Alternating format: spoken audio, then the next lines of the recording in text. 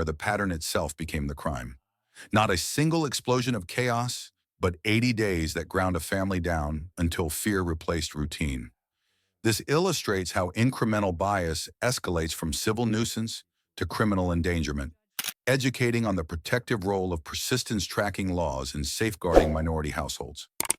Benton Byer's conduct escalated step by step. What began as damage to property grew into threats. Byer crashed a stolen truck into the family's home. Inside the truck, a teddy bear hung from a noose. That symbol told the court what had been simmering for weeks: racial animus expressed as a warning. Minnesota Stat Section 609.2242, second-degree assault, captures the use of a dangerous weapon to place someone in fear of immediate harm. A vehicle driven into a residence meets that threshold, compounded by Section 609.595 for criminal damage to property and Section 609.749 for stalking through repeated intrusive acts. The result is a layered indictment that reflects cumulative harm.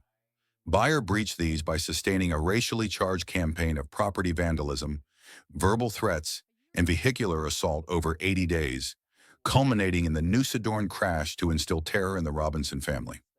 Andrea Robinson stood at the center of the record. She told the court, "You did not destroy our home, you destroyed our family."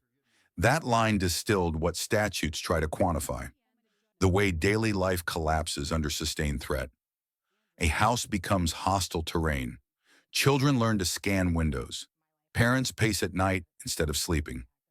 The courtroom heard the collateral consequences the codes cannot fully capture.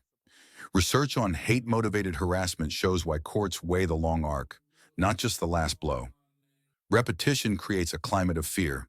Each message or smashed window teaches the target to anticipate the next hit. That anticipation is its own injury. Judges account for that ongoing harm because it heightens the risk of serious violence and erodes community safety beyond the single household. Evidence tied the sequence together. Messages that revealed intent. Neighbor reports that placed Byer at the scenes. Physical damage that documented escalation over weeks. None of it dramatic on its own, but together it formed a mosaic of persistence.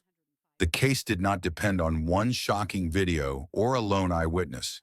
It depended on accumulation. In court, Byer voiced remorse. He said, "They affected the Robinson family home. They affected the